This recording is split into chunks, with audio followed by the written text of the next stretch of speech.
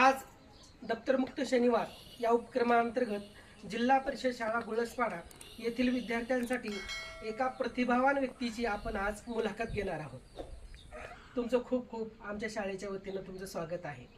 बघा, गुळसपाडा हे गाव निसर्गाच्या सानिध्यामध्ये राहिलेलं गाव आहे।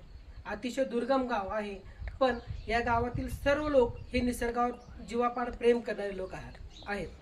बघा, ठकुआईने आपल्या कला कौशल्याला वाव हे निसर्गाच्या सानिध्यात राहून दिलेलं आहे। निसर्गासोबत राहून कला कशी जोपासावी याचं मूर्तिमंत उदाहरण म्हणजे आपल्या ठकुआई आहेत। ठकुआई ह्या निसर्गासोबत राहून निसर्गामध्ये ज्या वस्तू मिळतात, ज्या सहज आपल्याला उपलब्ध होतात, त्या वस्तूपासून ह्या विविध प्रकारच्या आपल्या हस्तकौशल्याच्या साहाय्याने ह्या वस्तू बनवतात। आई, तुम्ही ह्या वस्तू कशा बनवतात याची आमच्या मुलांना थोडक्यात माहिती सांगा। गवतापासून ना ते बनवतो मी सुईनी ना विणायची असा हो हां सुईनी विणायचे तुम्हाला विणून दाखवेन बरं, ठीक आहे, आपण खाली बसूया। गद्देली सुईला पोहायचा येस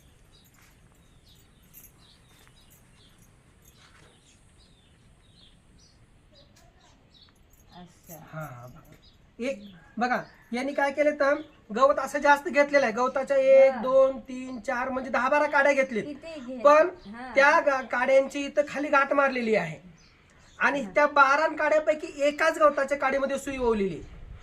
हे लक्षात घ्या। पुढे आई काय करायचं,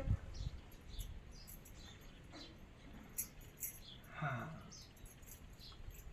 ते बघ असं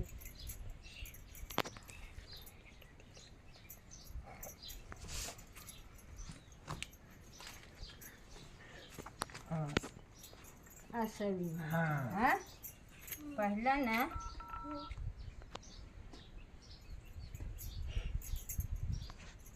बघा, कप बशी आहे, ते बघा कप आणि ही बशी। हा, आता हे तुम्हाला बघायला मिळायला लागले, आपल्याला हे कोणामुळे बघायला मिळत आहे, ठकुआईमुळे लागते। मग यांच्या नंतर किंवा आपण शिकलं पाहिजे की नाही या वस्तू।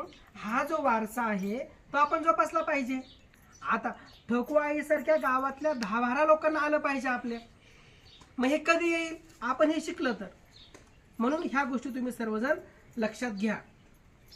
हा, आणि कसं एकदम असं त्याचा आकार सुरू केला बघितला ना तुम्ही।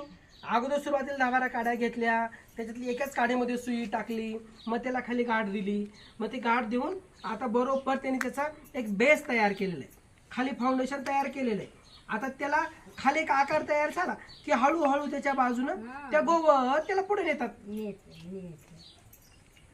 यांनी जे तयार केलेलं आहे यांच्या वेळेनुसार, यांच्या ह्याच्यानुसार आपण यांच्याकडून शिकायला पाहिजे सर्वजण। म्हणून हा वारसा टिकण्यासाठी आपण सगळ्यांनी सामूहिक प्रयत्न करणं गरजेचं आहे। मावशी, तुमची ही जी कला कौशल्य आहे, आम्ही आता मला ज्या पद्धतीनं मला जेवढं मदत करता येईल तेवढे मी मुलांना शिकवण्याचा नक्की प्रयत्न करेन।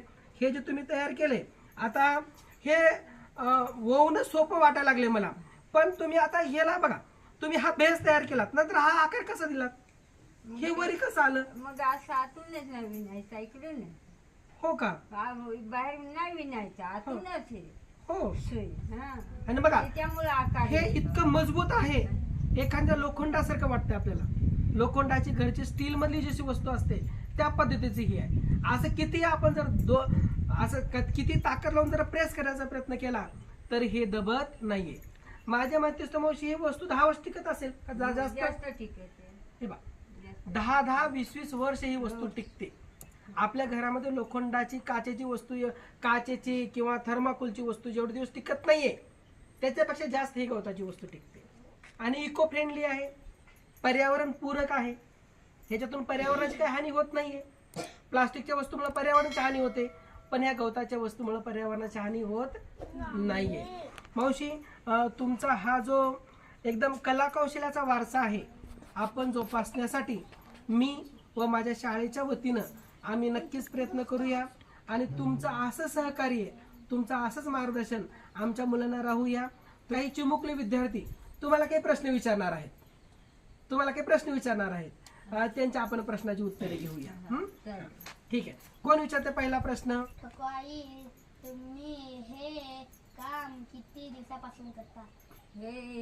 माझं काम ना फार दिवसापासून आम्ही लहान लहान अशा होतो ना, शाळा सुटली शाळेतून हा. यायचा घरी विणत बसायचा. ते वेळच ना आम्ही अशी भांडुकली लहान बनवायची खेळण्यासाठी. अच्छा बघा, मग आईचं म्हणणं काय की त्या जेव्हा लहान होत्या तेव्हापासून ते शिकलेत, म्हणजे आतापासून तुम्ही आपण सर्वजण शिकायला सुरुवात केली पाहिजे. 3री 4थी पासून विण. मग 3री 4थीचं वय म्हणजे आपलं वय आहे, तुमचं वय आहे, म्हणजे आता या वयामध्येच आपल्याला तुम्हाला शिकायला सुरुवात केली पाहिजे. पुढचा प्रश्न कोणाचा आहे? हा, तुमचं पूर्ण नाव काय आहे आणि तुम्ही कुठे राहता? माझे नाव ठकुबाई मारुती गायकवाड, राहायला गोळस पाडेल. हा, बरोबर आहे. बघा, आईचं नाव आहे ठकुबाई मारुती गायकवाड. ह्या गोळसपाडा येथे राहतात आणि गोळसपाडा तालुका पेठ जिल्हा नाशिक हा यांचा पूर्ण पत्ता आहे. कोणाचा आहे? हा, काय बाई? काही गवताची एक तयार हं. करायला किती दिवस लागतात? हा, गवताची एखादी वस्तू आहे, हिला तयार करायचं आपल्याला हा. किती वेळ लागतात हिला? सर येलं ना, मी फक्त रात्री केली नव्हती, दिवसा कामात केलं. बरोबर. बघा, आईच्या मागे दिवसभराचं काम असतं, ह्या माळा जातात, घरकाम असतं, बायांच्या मग खूप कामे असतात, तरी पण ह्या रात्रीची वेळ देऊन करतात.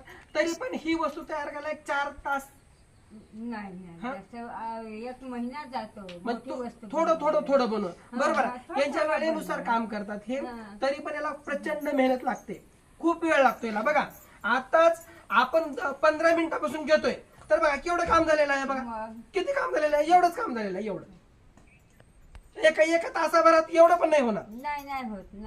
ह्याला सुद्धा तयार करायला आपल्याला 5 तास लागतील कंटिन्यू बसलं तर. हा. पण यांना बसणं होतं का नाही? हा, चला पुढील प्रश्न घेऊया आपण. तुम्ही केलेल्या वस्तूंना योग्य भाव मिळतो का? हा, बघा, हे तुम्ही जे वस्तू तयार करता नाही, हे विकतो आपण, ह्याला योग्य भाव मिळतो, हो. म्हणजे तुमच्या मनासारखं याला किंमत मिळते. मिळते ना सर, मिळते ना? माग पाहते. बघा, यांच्या श्रमाला, यांच्या मेहनतीला फळ मिळालं पाहिजे. हे खूप वेळ काढून, कष्ट काढून मेहनत करतात, तरी पण यांना योग्य मोबदला भेटला पाहिजे आणि ह्या समाधानी आहेत, त्यांना योग्य पैसे मिळतात म्हणून ह्या समाधानी आहेत. चला पुढील प्रश्न कोणाचा आहे? काय बाई? आई, तुम्ही आम्हाला काय संदेश द्याल? हा, बघा, आई ना, तुम्ही आम्हाला काय सांगाल? ह्या मुलांना तुम्हाला काय सांगायचं आहे? काय सांगाल तुम्ही ह्या मुलांना? मुलं शिकली विणला तर त्यांना काही त्यांच्या संसाराला थोडंफार पैसे भेटतील ना. छान छान. बघा रे, काय हो सगळेजण. बघा, तुम्ही ऐका, आईचं म्हणणं काय आहे, तुम्ही जर शिकलात तर तुमची उपजीविका भागेल, तुम्हाला 4 पैसे मिळतील, तुमच्या संसाराला मदत होईल. आणि हे कौशल्य आहे, हे स्किल आहे. आपण सर्वजण हे शिकलं पाहिजे, आपण ही कला जोपासली पाहिजे. बघा, आपले आई वडील आजी आजोबा जे करतात ते आपण करायला पाहिजे की नाही? करायला पाहिजे की नाही? आता मी हा, मग ही आई आपली आहे. मग हिचे कला कौशल्य बघा, येणे आज आहेत म्हणून आपल्याला सांगितल्या, आणखी 100 वर्षाच्या नंतर आपण यांच्यासारखे होऊ, मग तेव्हा आपण पुढच्या मुलांना सांगितलं पाहिजे. यासाठी हा संदेश महत्वाचा आहे. खूप छान, तुम्हाला भेटून आम्हाला खूप खूप आनंद झाला. हे बघा मित्रांनो, या व्हिडिओच्या माध्यमातून तुम्हा सगळ्यांना माझं आव्हान आहे, जर तुम्हाला ह्या बांबूच्या आणि गवताच्या वस्तू जर पाहिजे असतील तरी तुम्ही ठकुबाई मारुती गायकवाड यांना संपर्क करा. यांचा पत्ता आहे मुक्काम गोळसपाडा, पोस्ट कुंभाळे, तालुका पेठ, जिल्हा नाशिक. आई, तुम्ही आमच्या मुलांना वेळात वेळ काढून माहिती देण्यासाठी उपस्थित झालात, त्याबद्दल तुमचे खूप खूप आभार. थँक्यू.